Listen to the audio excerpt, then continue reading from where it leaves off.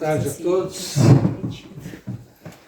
Sejam muito bem-vindos ao programa de entrevistas sobre a formação dos intelectuais gaúchos. Hoje com Luiz Dil. Ele é porto-alegrense, está com 58 anos, de homens a gente pode dizer, jornalista pela PUC, tem pós-graduação em literatura brasileira. Como jornalista, já atuou em assessoria de imprensa, jornal, rádio, televisão e internet. Atualmente é produtor executivo da Rádio FM Cultura, aqui na capital, onde reside, e apresenta o programa Tons e Letras, sobre música e literatura, onde entrevista escritores e músicos de todo o país. Nos sábados, ao meio-dia, é o horário do programa dele. Hoje chegou a vez dele ser entrevistado. Mas tem mais. Ele também dirige um programa sobre música de concerto na rádio Arte Viva pela internet, ao final das tardes de sábado, com reprise na sexta-feira. Como escritor, estreou em 1990 com a novela policial juvenil A Caverna dos Diamantes.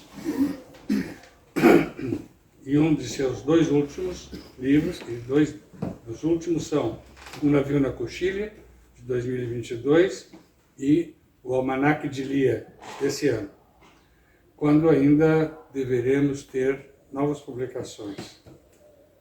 Pelo menos mais um título para a sua coleção sobre o século XX. Possui já 65 livros publicados, além de participações em diversas coletâneas, e sua produção continua.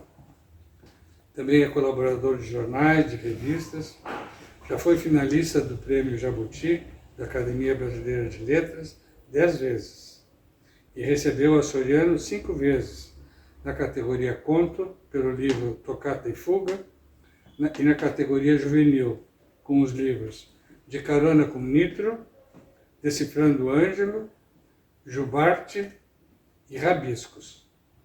Recebeu também o prêmio Livro do Ano da Associação Gaúcha dos Escritores na categoria Poesia, com o livro Estações da Poesia.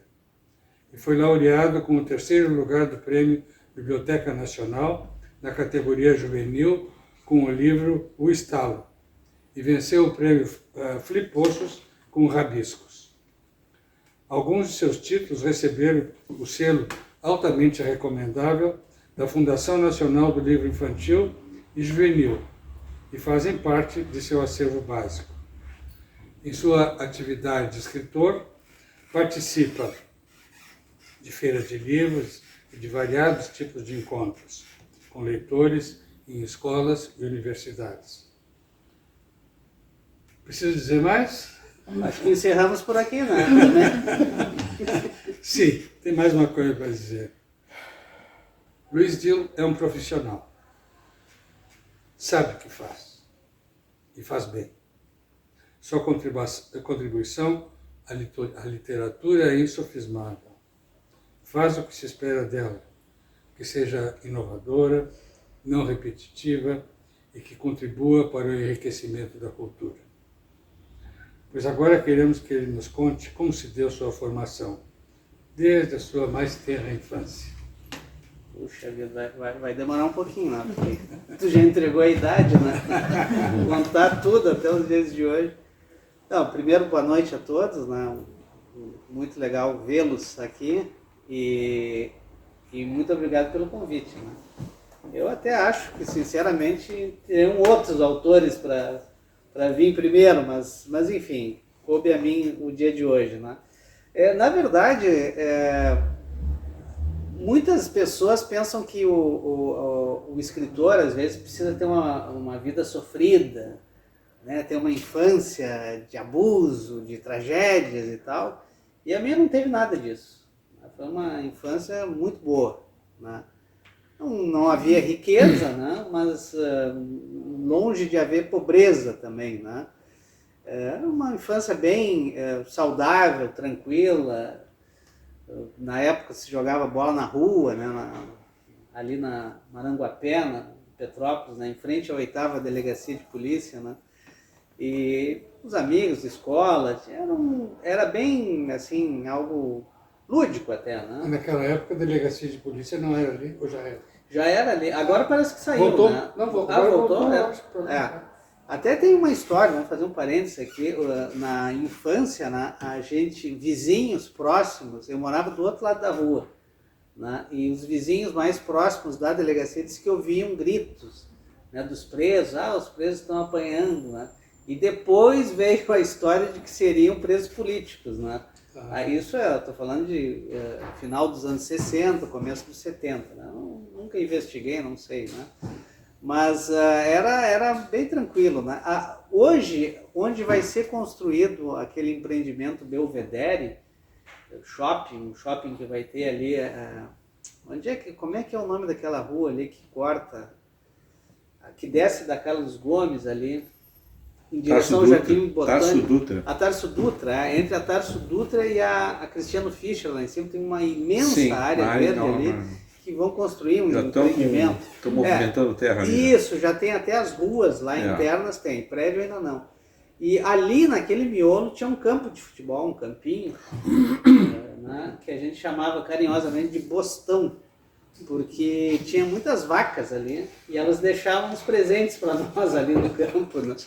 E a gente jogava futebol ali e dentro desse espaço tinha uma pequena comunidade, assim, eu acho que uma meia dúzia de casas, pessoas, moradores que moravam ali, tinham uma vida praticamente rural, né? E a água deles era de poço, né? Então nos dias quentes a gente terminava de jogar bola, ia no poço lá e pegava e tomava uma água azulada, assim, né? Ninguém nunca ficou doente, né? Hoje, sei lá, se uma criança toma uma água daquela, vai sair de ambulância do gramado, né? Mas era isso, era uma infância foi uma infância bem solta, assim, a gente andava despreocupado, eram outros tempos, né? Eram outros tempos. E aí eu tive, agora trazendo um pouquinho, talvez seja o teu objetivo, né, Luiz Olimpo, para a literatura, eu tive uma sorte muito grande, né, de nascer numa família de leitores, né? Tanto o pai quanto a mãe, eles sempre liam bastante, né? É uma imagem que eu tenho deles sempre associada à leitura, né?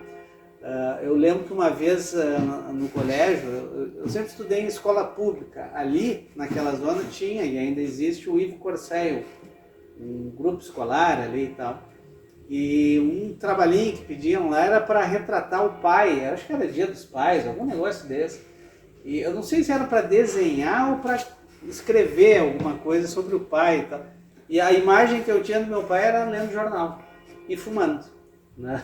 As duas coisas, o correão do povo, enorme naquela época, né?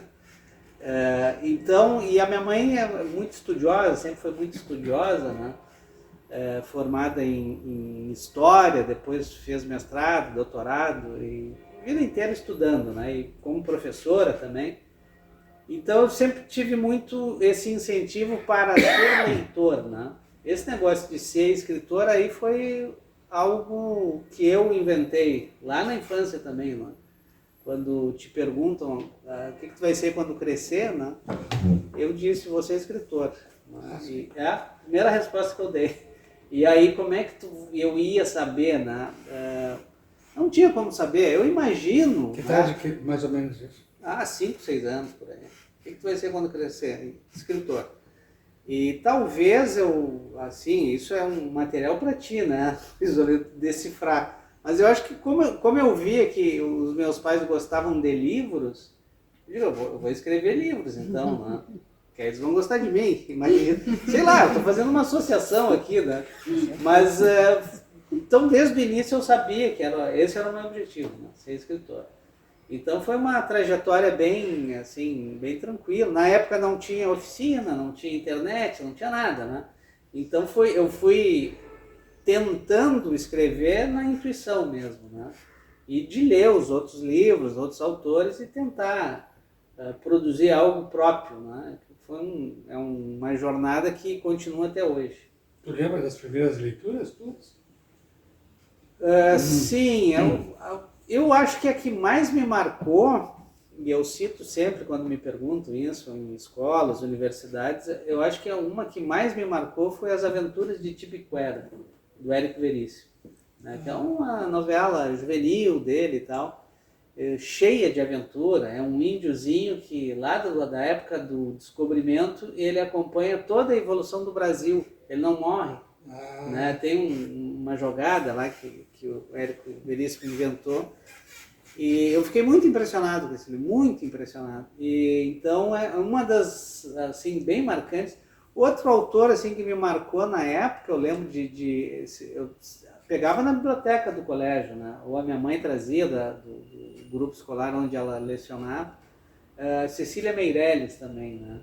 Tem um livrinho de poemas dela, o Isto ou Aquilo, que é isso aí, qualquer adulto que lê vai se encantar, né? Então, são dois autores assim, que eu lembro de ter lido e de ter ficado com isso na cabeça. E As Aventuras de Tibiquera eu fui reler, eu encontrei uma edição nova que saiu com capa dura, comprei, e fui reler pensando assim, bom, agora cai aquele encantamento que eu tive de criança, né? Nossa, parece que está melhor o livro, né? Ficou melhor ainda. Então eu digo, puxa, bom, é que eu sou fã também do Érico, né? Então é um dos nossos grandes autores brasileiros. Cecília Meirelles São dois que eu... Claro, passei por outros, mas assim, que me marcaram mesmo, eu acho que esses dois, assim, na infância mesmo, ali na adolescência, né? Aí depois, indo um pouquinho mais para frente, quando eu tinha uns 14, 15 anos, uma vez eu estava em Tramandaí com meu pai e ele foi numa tabacaria comprar cigarro, né? E aí tinha um monte de livrinho, aqueles livrinhos de papel jornal, sabe? Pulp Fiction, que chamam, né? E aí eu estava escolhendo um ali de ficção científica, alguma coisa do gênero, e ele chegou e disse assim, não, compra essa porcaria aí, tem que ler esse cara aqui. E era o Somerset Maugham, um autor inglês, né? Um grande romancista e contista inglês. E ele, ele falou, né? Babbitt? Hã? Babbitt? Não, esse não é, eu acho que não, esse não é dele, não. O Fio da Navalha? O Fio da Navalha. O Fio da Navalha é espetacular. E o livro era uma edição de bolso, papel jornal, muito muquirana, Histórias dos Mares do Sul, né, livro de contos. Assim. E eu, ele falou, vamos lá, fui ler, aí voltamos da praia, eu tinha a livraria Cepal aqui na Demetria Ribeiro, né? Eu acho que era André da Rocha. André da Rocha, isso mesmo, não é Demetria Ribeiro, não, André da Rocha. E o meu pai costumava frequentar muito ali, e tinha sempre uns balaios, né, daquela coleção Catavento da Globo, que tinham vários livros do Somerset Maugham. Tudo que eu pude eu comprei, né? E tem até hoje, né? Então esse foi também uma grande influência, né? Baita romancista, né? Esse livro, O Fio da Navalha, é incrível, assim, é fantástico, né? Até foi bom tu falar, é um daqueles para botar do lado ali para reler, né? Sempre é bom reler. A Servidão Humana também dele. É bom deles. Eu lembro depois de uma aula do professor Appel, no cursinho, Carlos Jorge Appel, ele citou os 5 maiores contistas do mundo e colocou o Maugham como um deles, né? Além do Machado de Assis. E aí eu digo, eu conheço esse cara, né? E realmente é um baita contista e também um baita romancista.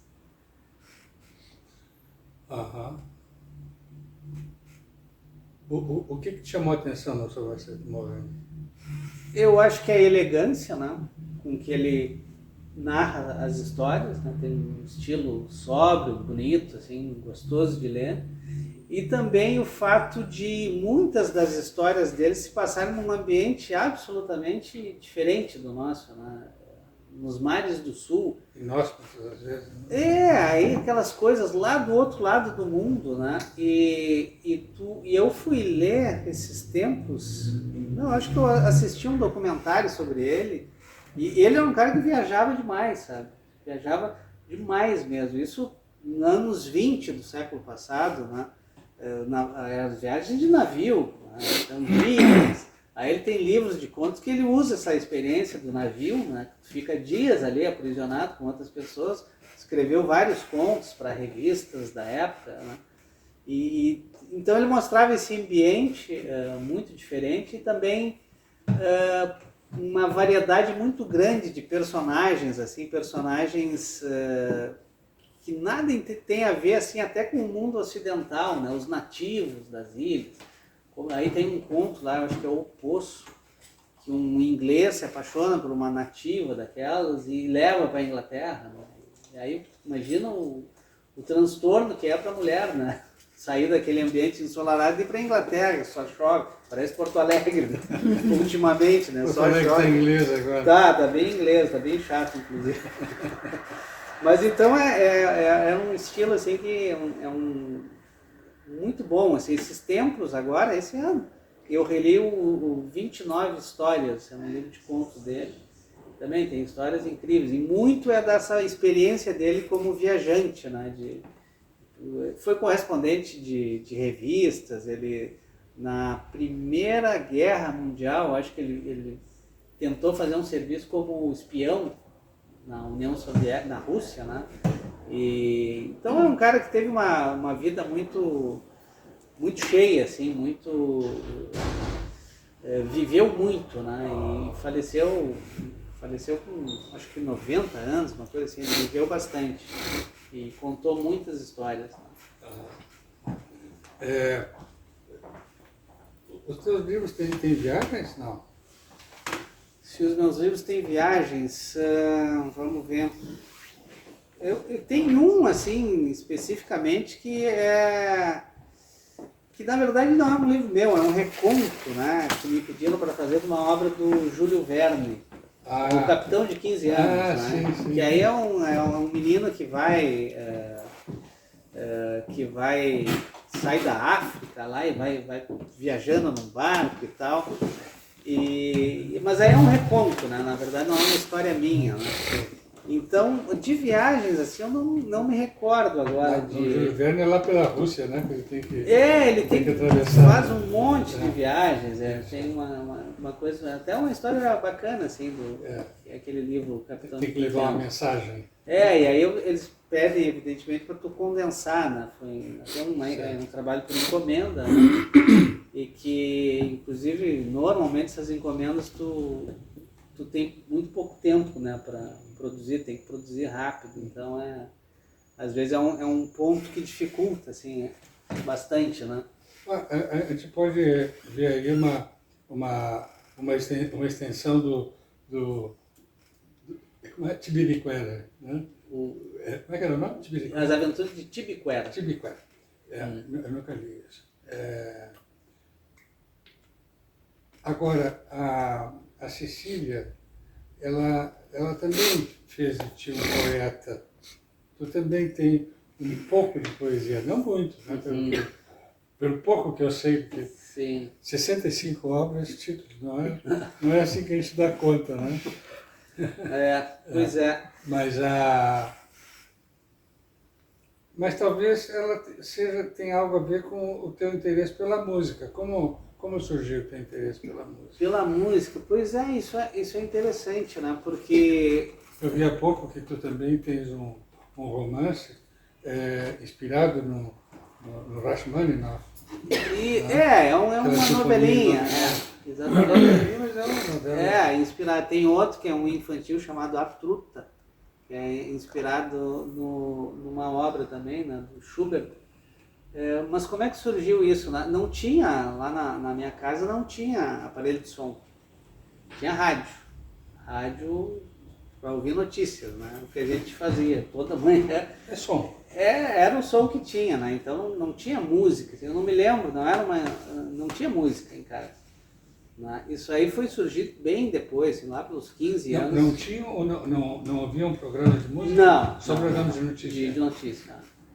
E daí talvez também outra das minhas escolhas talvez venha daí, né? Do trabalho especificamente em rádio, né?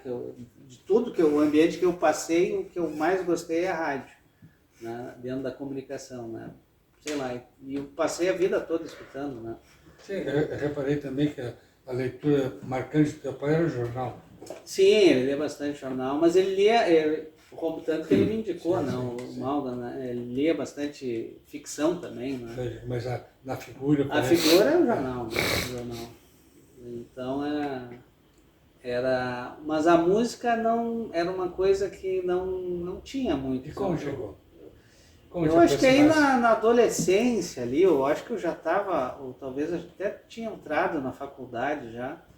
Aí claro, tu experimentava, tu tinha o teu próprio rádio, né? Aí tu experimentava outros programas, né? Eu me lembro que na Guaíba tinha um que chamava Discorama, que dava, acho que 1 da tarde, umas 2, algo assim, e eles tocavam algum disco, falavam do artista e tal. Então foi um processo bem mais lento do que a literatura, né? A música. E aí eu não sei exatamente porquê, não me lembro muito bem porquê, eu desenvolvi um gosto assim muito pela essa música de concerto, né? Não entendo nada disso, faço programa sobre isso, estudo, gosto, pesquiso, mas entender assim, eu não sou da área, né? Mas sempre gostei bastante desse tipo de música, de obra, sempre parei para escutar quando dava, né? Sempre comprei discos, depois o CD, né? Mas hoje em dia já de uns Promove anos... alguma coisa em ti a música? Olha, eu acho que beleza, né? Uma coisa de beleza mesmo, né? Algumas obras assim. Tanto é que, por exemplo, às vezes me perguntam assim, tu é escritor, tá? Quando tu vai escrever, tu fica ouvindo música, né? Porque tem muita gente autores que ficam escutando música, botam fone e tal. E eu até já fiz isso, mas eu prefiro, mesmo que tiver uma obra do lado, um batistaca ali do cara quebrando uma parede, eu não uso música, né? Porque eu, no meu entender, eu só escuto música boa, né? Então música boa eu quero escutar, né? Eu não vou escrever, ou um ou outro, né? Os dois eu não consigo, ou eu vou estar escutando a música ou vou estar escrevendo. Então não faz sentido eu botar ali um fone de ouvido e ficar escutando uma obra que eu gosto. Então eu prefiro fazer isso num outro momento, né? E às vezes até aconteceu um negócio engraçado, esses tempos eu tinha uma viagem para fazer, aí fui lá na prateleira de CDs, né? Qual é um CD que faz horas que eu não escuto? Aí peguei disse, uma viagem de, sei lá, 2 horas, 3 horas, vou escutar, né, no carro, tem tempo, né? E cheguei no carro e fiquei procurando onde botar o CD, não tem mais. Então eu procurei por tudo, o buraquinho ali, a fenda de botar, e não existia. Eu fui escutando notícia até lá. Não teve jeito, né? Tu gosta de quê, Luiz Olento? De música? De música? Eu também gosto da música de concerto. Jazz também, alguma coisa assim. Né? Sim. Não sou especialista, né? Alguma coisa de MPB também. Lembro do o Vila Matas, ele gosta de escutar música, escuta jazz quando escreve. Aí cada um, né, tem o seu método. No romance dele, ele conta isso. Mas nesse teu chamaste de um romancezinho que tem é uma história infanto-juvenil, né? Eu acho essa que tem o Rachmaninoff por trás, né? Eu tentei ler um pouco sobre a história da peça. Uma peça que não foi nada fácil de ser composta, porque ele nem sei por que ele fez aquilo, porque aquele concerto em Dó menor, né? Opus 18.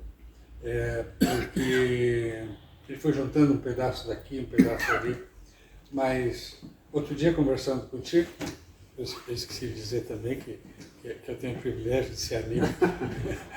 Outro, né?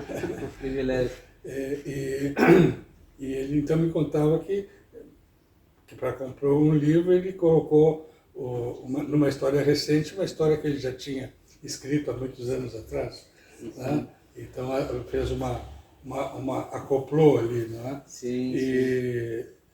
Eu não sei se tocou alguma coisa disso assim. Na verdade, deixa eu pensar, isso é algo que aparece com alguma frequência nos meus livros, né? quebrar um pouco, às vezes, da ordem cronológica, né? Às vezes fragmentar a narrativa. No primeiro livro que saiu meu, imagina, eu tinha 24 a 25, né? A Caverna dos Diamantes, né? Uma novela juvenil. E foi por acaso também, né? Eu nunca quis. Hoje, se as pessoas pesquisam o meu nome, vão ver que eu sou muito associado ao juvenil. E eu nunca quis escrever para juvenil, né? Nunca tinha ideia, nada contra, né? Tanto é que eu estou aí até hoje. Mas eu tinha escrito uma novela policial, que eu achei que ficou boa, e fui levando nas editoras, né? Na época. Não tinha e-mail, tinha que datilografar o negócio com papel carbono, para ter uma cópia para ti. Né? E aí a Sulina aqui, eles leram o livro, gostaram e disseram, cara, mas a gente não está publicando nada para público adulto, tu não quer escrever juvenil? Eu digo, mas eu não sei fazer isso, né? Não, mas tenta, vai ver que, né? Vai ver que tu consegue. E aí eu escrevi esse primeiro livro, e nesse primeiro livro, e eles gostaram, e aí começaram a pedir mais, e pedem até hoje, né? E nesse primeiro livro, que é uma historinha de aventura, de adolescentes e tal,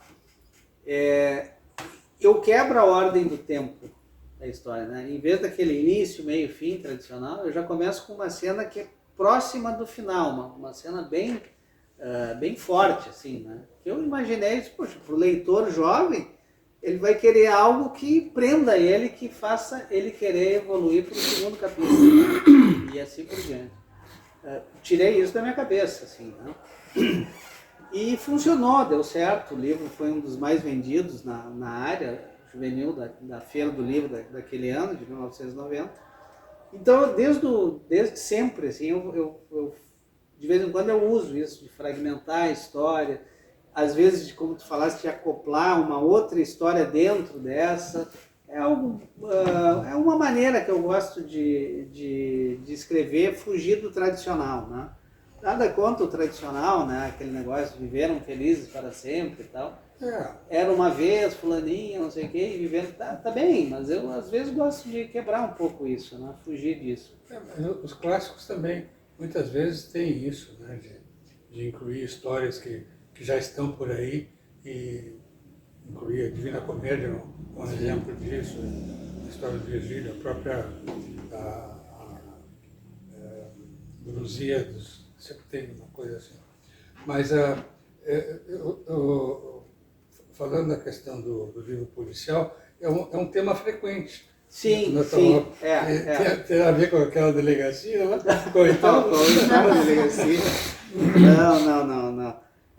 Aí é que tá, é interessante, né? Há pouco eu falei que eu nunca tive oficina literária, que não existia na época, sim, né? Essa faculdade de formação de escritores, coisa que tem hoje, né? Que bom, né?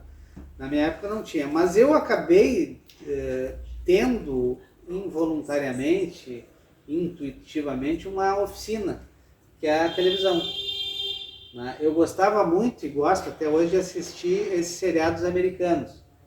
A época, lá nos anos 70, eles eram muito mal vistos, né? Falavam assim, esses enlatados americanos, não sei o quê. Tinha um ranço contra aquilo, né? E só que eu assistia aqueles seriados e se hoje, e tem disponível aí na internet, a gente acha, tu assiste aquilo, tu percebe que ele tem um ritmo, tu percebe que aqueles seriados, mesmo pobres, uma ficção científica meio ruim, Viagem ao Fundo do Mar, Túnel do Tempo, umas coisas meio assim, até mal feitas. Não era aquele que tinha um pirulito, como era o nome daquele detetive? O Kojak? Kojak. O Kojak é ali dos anos 70, eu acho. Né? 70 mas eles tinham uma técnica ali. Né? Então, normalmente os seriados eles têm um espaço para um intervalo comercial.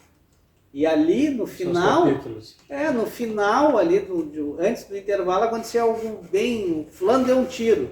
Aí não mostra se matou ou não matou, vai para o intervalo, tu não pode sair dali, né? Você tem que permanecer ali. Isso é uma técnica antiguíssima, século XIX, do folhetim, né, que foi amplamente utilizado na França, e em todos os países, depois veio aqui para o Brasil. Então eu acho que isso, essa experiência de assistir esses seriados, ainda que eles possam ser bem questionáveis em termos de qualidade, né? Mas eu acho que eu, de alguma maneira, incorporei isso nos meus livros, né? Não só como temática, mas também até como estrutura. E tanto que algumas pessoas, né, o falecido escritor e editor Valmor Santos, que eu fui amigo dele, ele dizia isso: os teus livros, eles têm, a gente assiste praticamente. São muito visuais. São muito visuais, então eles têm uma velocidade narrativa. De onde é que vem isso? Eu acho que vem daí, vem de assistir, do fato de assistir esses seriados e perceber como eles possuem uma estrutura, né, para segurar o público, né? Pois é, a gente poderia pensar, como isso está dizendo, que os teus livros têm esse tipo de estrutura, mas não, pelo menos alguns que eu conheço não têm, né? Por exemplo, esse livro aqui, A Dor Mais Afiada, que também é um policial. Tá? Vocês têm uma ideia? Cada capítulo tem 4 linhas. Tem não sei quantos capítulos. 1000. 1000 capítulos. Tinha que ter 1000, né? Não ia ter 900 e pouco, 700, não, tinha que ter 1000. Quer dizer, eu não me lembro de ter visto outro livro com esse tipo de estrutura. Com capítulos pequenininhos, não sei, teria que pesquisar. Mas quer dizer que isso é uma inovação tua, né? E eu noto que os teus livros, eles não são todos parecidos assim. Assim, ler-te um e dizer assim, esse aqui é um Luiz Dio. Esse aqui é um Luiz Dio. Sim, né? Pode ser, claro. Porque tem características diferentes, assim. E de onde que sai isso? Olha, é de uma vontade de não me repetir, né, primeiramente, né? Embora às vezes algum tema apareça em mais de um livro e tal, eu procuro sempre... Até personagem tu repete. Às vezes, especificamente nesses mais recentes, né? Mas aí é proposital, né? Claro. Mas a ideia é não se repetir, a ideia é tentar inovar, né? Fazer algumas coisas, oferecer ao leitor alguma coisa um pouquinho diferente, né? Que fuja do tradicional, né? Embora eu tenha também livros tradicionais, bem tradicionais, início, meio e fim, aquela coisa mais tranquila, né? Mas eu não sei, vem dessa vontade e também vem de que eu faço isso a vida toda. Né? As pessoas pensam, mas como é que tu tem tanto livro, como é que tu tem tanta ideia? Não tem nada demais no meu caso. Por quê? Porque eu faço isso desde pequeno, como eu contei aqui, né? Então eu faço isso a vida toda. Então quando eu ouço algum escritor dizendo, eu estou sem ideias, estou bloqueado, eu acho até graça, porque se eu pudesse botar tudo, publicar tudo que eu tenho em mente, nossa, eu enchi, eu acho, esse ambiente aqui, né? Não por ser genial, não é isso, é porque eu faço isso o dia todo, de domingo a domingo, né? Com pequenos intervalos, assim, para minha mulher não me matar, né? Mas, pequenos intervalos, mas é uma atividade, assim, que faz parte da minha existência, ficar pensando, isso aqui, essa prateleira aqui, quem é que botou essa prateleira aqui? Podia ter sido um cara que estava no semiaberto, né? Então, escondeu ali um pedaço com um cadáver. Sabe, uma coisa vai puxando a outra. E quando vê, tu tem um monte de história. Não quero dizer que todas são boas, não.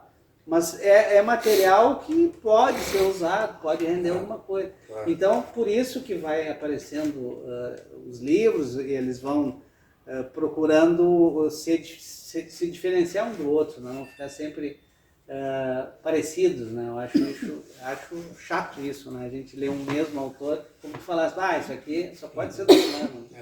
Então eu procuro alternar bastante. Sim, porque essa tua produção, ela a mim me impressiona muito, né?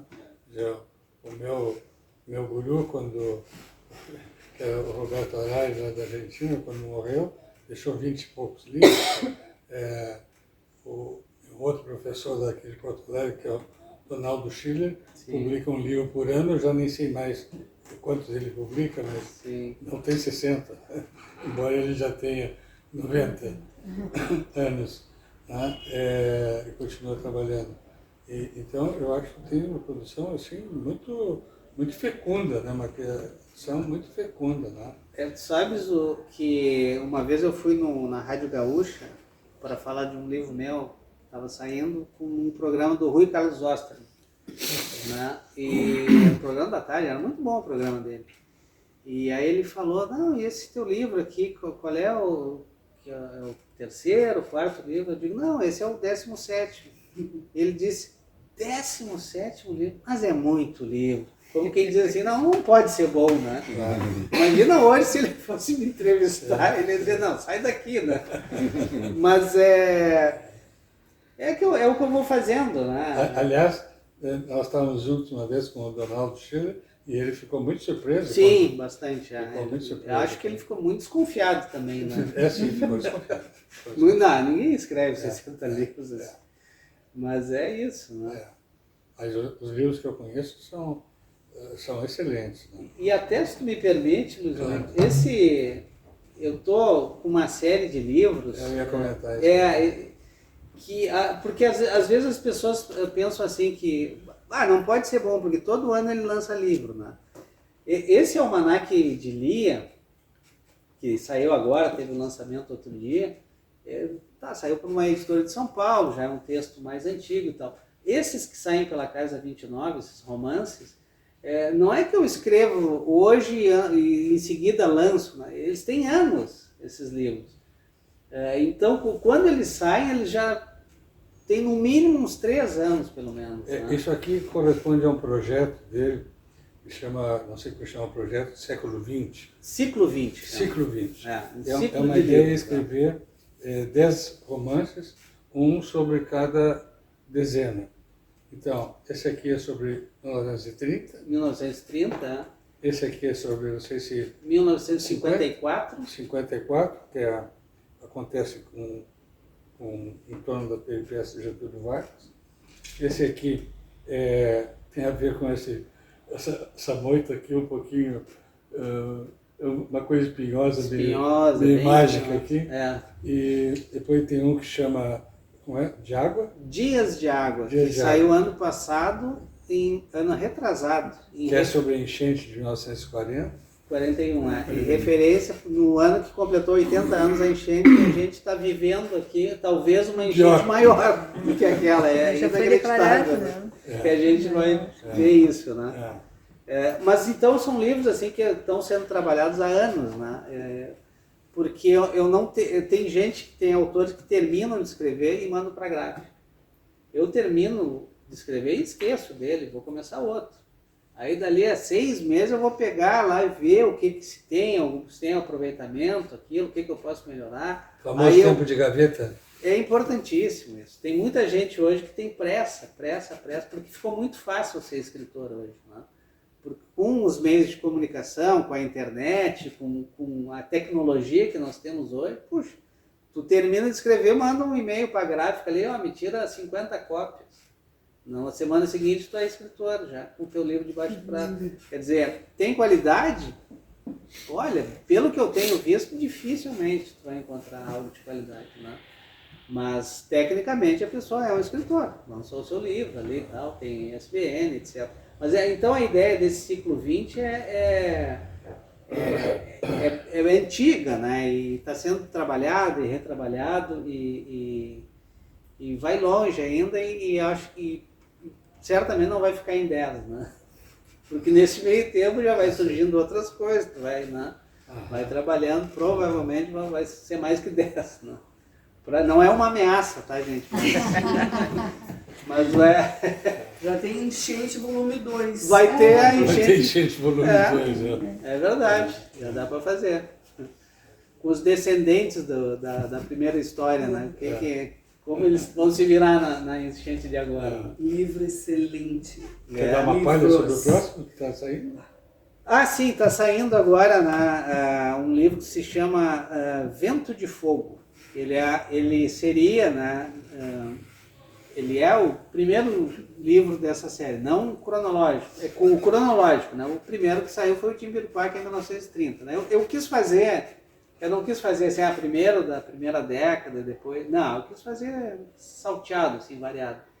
E é um livro que se passa em Forquilha Seca, né, o mesmo ambiente do Um Navio na Coxilha, em que tem uma disputa ali entre dois estancieiros, né, que não se dão, algo que a gente conhece bem aqui, né, essa polarização, né, que a gente conhece bem.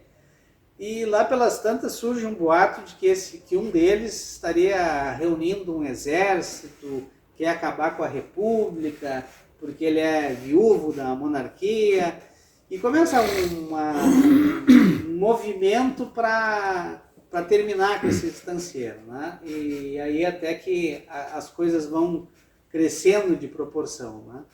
E ele é ambientado em 1904, esse livro, né? E ao longo de 1904 eu vou contando ali o que vai acontecendo, né? Ele tem alguma conexão também com os sertões, né? Especialmente com a terceira parte dos sertões, que é a guerra, né? Várias expedições que são enviadas lá para Canudos para tentar finalizar lá o Antônio Conselheiro, né? E mais ou menos, lembro assim, de modo longínquo e respeitoso, um pouco essa questão dos sertões, né? Deve sair agora em dezembro, eu acho. Aí em dezembro, em algum dia, deve vir a público, né? Pois é, quando coloca assim em confronto da monarquia com a república, né? Mais ou menos isso, não vai aí só a monarquia e só a república, as figuras que levaram isso, vão os políticos, né?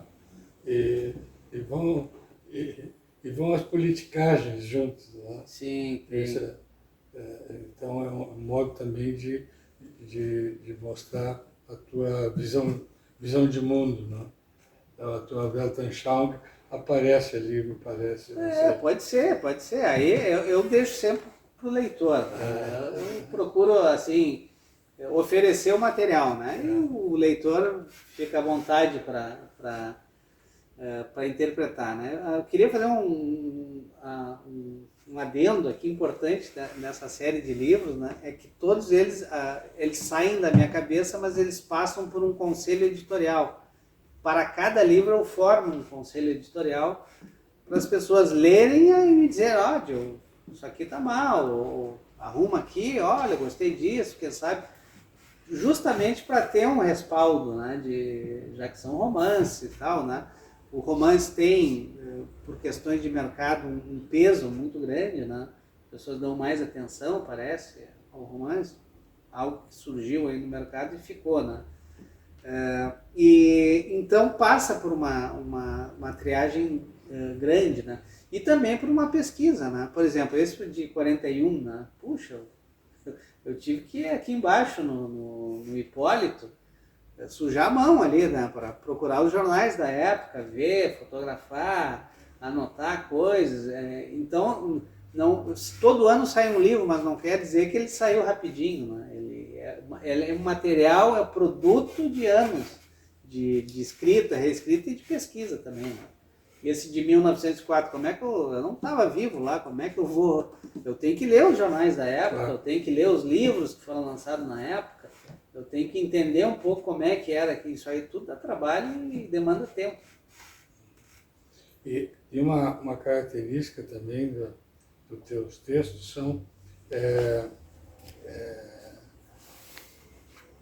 não sei se é a palavra mais adequada, mas vou dizer assim, a intromissão de palavras que não se escuta todos os dias. Né? Que eu acho, eu gosto muito quando vejo isso nos livros, porque me amplia o vocabulário, né? E acho importante. Mas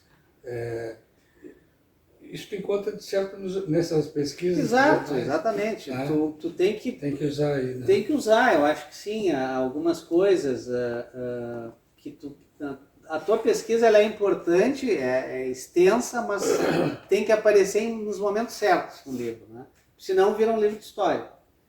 né? E não é um documentário, os meus livros não são documentários, né? Mas todos eles, 1930, 54, o de 41, todos passaram por essa pesquisa, e aí alguma coisinha tu pega e põe ali. Às vezes, lendo os livros dessa época, tu encontra expressões que não se usam mais, mas que os autores usavam naquela época, naquele período, então faz sentido aparecer no romance, né? Então é por isso que eu mas isso de uma maneira bem leve, assim, não é uma coisa que eu não consiga ler, né? De vez em quando aparece alguma coisinha ali, é como se fosse um tempero, né? Tu dá uma temperadinha ali para tornar, eu acho que mais factível, mais aproximar mais da realidade, né? Chamou a atenção, por exemplo, no nosso Brasil, no inverno depois, ele vai falar da lareira e ele chama de o lintel da lareira. Lintel. É uma palavra difícil. Como se chama aquela prateleirinha que tem o encosto em cima da lareira, né? Em geral, todas as lareiras têm. Quer dizer, o nome daquilo. E em inglês, acho que chama, que eu descobri um livrinho de inglês que tem as figuras. Então tem a figura lareira e diz todos os nomezinhos das partes. Então lá em inglês está mantel shelf. A prateleira, não sei. Mas em português não tem um correspondente. Às vezes não tem. Então ele usou lintel. Foi uma invenção dele. Mas eu até acho a palavra sonora, bonita. Eu gosto. Quando tem que falar, agora eu digo lintel. Pô, não conhecia isso aqui. Mas nesse novo livro tu vais falar, porque os fazendeiros, esses são ricaços, tá? Então ele usa, de repente, está falando de uma faca e fala do ricaço da faca. E aí eu descobri que na minha enciclopédia tenho desenho de uma faca, tem o nome de todas as partezinhas da faca, da ponta, a gota da faca, e tem um lugarzinho da faca que chama o ricaço também. Exatamente. Né? Que é um lugarzinho perto do cabo, da lâmina, onde não tem fio. Então, quer dizer, são pequenas gotas coloridas. Isso, é parte da pesquisa, né? Porque eu não sou armeiro, eu não sou, não trabalho com isso, né? Então, nem cuteleiro. Não sou cuteleiro, enfim. Então, mas aí tu vai pesquisar, né? E aí põe, né? E até tem um detalhe, eu peço pro ilustrador, nessa faca, nesse ponto, tem o cara que faz a faca, ele se chama Ferdinand Fristor. Então, FF, né? E aí ele faz um logotipo lá no livro, né? Com 2 Fs floreados e tal, não sei o quê. Aí eu pedi pro ilustrador, só tu tem que botar na faca, já que tá escrito ali, tu por favor põe, né? E aí é uma ilustração que vai aqui, ó. Esse selinho pequenininho aqui, né? Que é o Ex Libris, né? Desse tamanho, né? E aí eu fui aumentando e digo, o Beto Soares é o nome dele, tu não botasse ali os 2 F na faca ali. Ele diz, Gil, ninguém vai ver, não tem como ver. Eu digo, pois é, mas tá no livro, então, tá bem. Aí ele foi lá e botou, né? Aí se tu der um zoom, se tu pegar um microscópio, aí talvez tu encontre, mas tá ali. Eu sempre peço para ele fazer esse Ex Libris aqui. Isso aqui também, esse tipo de design aqui das capas, eu tirei dos livros da época, né, dos anos 40, como eles eram feitos, especialmente aqui na Globo, né. Normalmente era assim, era uma ilustração no meio aqui, o título e o nome do autor, e atrás sempre vinha esse Ex Libris, o selinho aqui, né.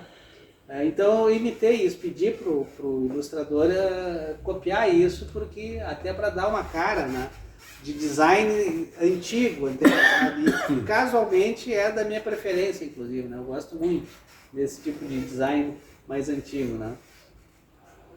Ok. Tudo bem. Não sei se alguém quer fazer alguma pergunta, tem uns minutinhos ainda. Estamos aí. Eu só quero comentar Pois sobre não. Cecília Meirelles, que é minha professora de português. Pode levava- falar um pouquinho mais alto. Não, eu só quero comentar que a Cecília Meirelles também me inspirou muito, porque é? a minha professora de português, que eu sou do interior, né? Estudei no interior, ela sempre levava a poesia da Cecília para a gente fazer a interpretação de texto, né? Sim. Eu sempre tirava 10. Olha, que legal, Marta. Que bacana. A Cecília eu acho fantástico, assim. Porque a produção chamada infantil dela é muito bonita. Sim. Não é aquela coisa, né, A gente bobinha. se encantava. É. Tu lia e entendia o que ela estava escrevendo. Exatamente. E aí era Outro autor nessa linha é o Mário Quintana, né? Sim. Os livros infantis dele tinha aquela musicalidade, as rimas, aquilo lá também é uma coisa que encanta mesmo o jovem leitor, né? Sim. Realmente são autores muito, muito bons, assim, que eu acho que formaram muitos leitores, com certeza, né? Aí o teu caso, né? E o meu. Então eu também faço uma pergunta. Pois não. E o Machado? Sim, Machado, eu gosto muito do Dom Casmurro. Né? Eu li na época, lá nos meus 14, 15 anos, era leitura obrigatória. Né? Hoje eu não sei se ainda é, mas é um livro difícil, assim, né? Como um jovem, assim, é difícil. Justamente tem expressões, mas eu fiquei encantado com esse livro. Com o Tomasse uma Bentinho. opinião, se era... Eu tenho a opinião que houve a traição, sim. Acho que não tenho dúvidas disso, né? Mas sou eu, né? Então ele me encantou muito, esse livro, né? Os outros livros dele não me encantam tanto, né? Mas os contos, sim, os contos demais, né? Muito, muito. Eu acho que as pessoas têm que conhecer os contos dele. Tem contos dele que fogem assim, parecem contos de terror, inclusive. Né? Tem coisas muito boas. A poesia dele também não é nem um pouco desprezível. Né? Eu tenho lá a poesia completa, pouca gente sabe que ele tem poesia. Né? É um autor fundamental também. Né? Eu acho que me ajudou bastante, embora fosse bem difícil, né, para mim, jovem, assim, adolescente, entender todas aquelas palavras, mas ainda assim foi um autor bem importante. O mais importante que o Machado, para mim, foi o Graciliano Ramos. Quando eu li, também, leitura obrigatória lá, o Vidas Secas, para mim aquilo ali foi uma coisa sobrenatural. Assim. Mas tu sabe que eu vejo mais o Machado do que o Graciliano lendo outras coisas. Né? O Graciliano eu acho ele mais seco. O Machado eu acho ele mais colorido. Ele é mais colorido. Mais barroco um pouco. Sim, é assim. Talvez, e aí a gente faz uma ligação com a minha outra atividade de jornalista. Né? Basicamente, nessa minha trajetória de quase 40 anos de jornalismo, eu sempre, a maior parte dela foi escrevendo notícias para a rádio. Então, como é que tem que ser uma notícia para a rádio? Né? Short. Tu tem que, em 6 linhas, contar uma história. E ela tem que ser claríssima, porque tu escuta uma vez só. Né? Tu não pode errar. Então, eu acho que isso aí eu acabo incorporando um pouco nos meus livros, né? Ser conciso, né? Ser claro. Né? Eu acho que as pessoas podem até não gostar dos meus livros, mas eles não dizem, não entendi nada, ou é confuso. Acho difícil. Nunca alguém me disse isso. Né? Eu acho que tem uma clareza. Claro, em algum momento tem esse floreado, esse colorido que tu citas aí, mas eu acho que sempre, por influência do jornalismo, por influência do rádio, dessa minha atividade, eu acho que entra muito essa coisa da clareza, da objetividade. E os meus livros acabam que não são muito compridos, né? Também. Esse aqui pode ser o Graciliano.